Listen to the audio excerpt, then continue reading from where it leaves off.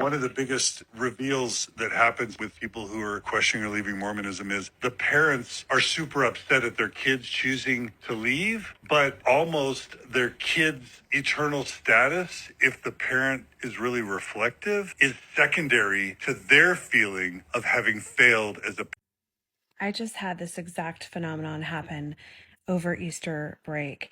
If you grew up in a religious environment or one where there were very stringent expectations from your parents and you have failed those expectations as an adult, you will relate to this story.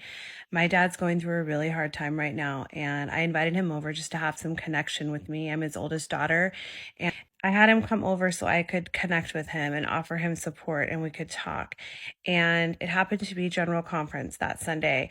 And I could tell he was very distressed that I did not have conference on, although I've left the church and had left the church 2 years ago.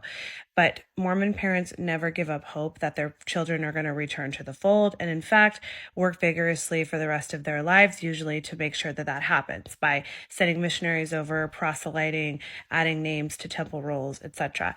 He came over and I really wanted to be there for him, and he was very, very intent on getting conference on at my house. I made it clear that I was not okay with that. I had a boundary. And so he sat down with me and started to talk to me about religion, started to talk to me about deeper issues.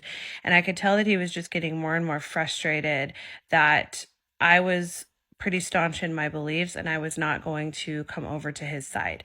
I kept trying to bring it back to how are you doing and have an emotional connection with him and really reach out and be there for him, but he just couldn't do it. And as I reflected on that moment a few days later, I realized that my dad in many ways is feeling like a failure in his own life for things that he's going through that are totally human experiences and in no way show his worth as a human being.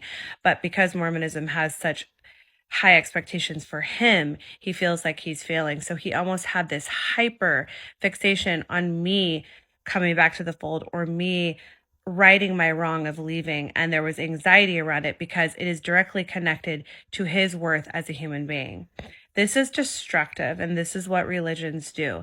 They make people's inherent unchangeable worth dependent on the organization's checklist and how close you have fully completed or accomplished all the things on that checklist. And my dad, who's in his 70s now, still struggles with self-worth because the religion of his birth and the religion of mine perpetuated this idea that doing what the organization says to do makes you a valuable person. I wish so much he could understand and spend his last years knowing that he has inherent worth no matter what he does, and that he doesn't have to earn it, and that I, as his daughter, want to connect with him and appreciate that worth. And I want him to see that in me.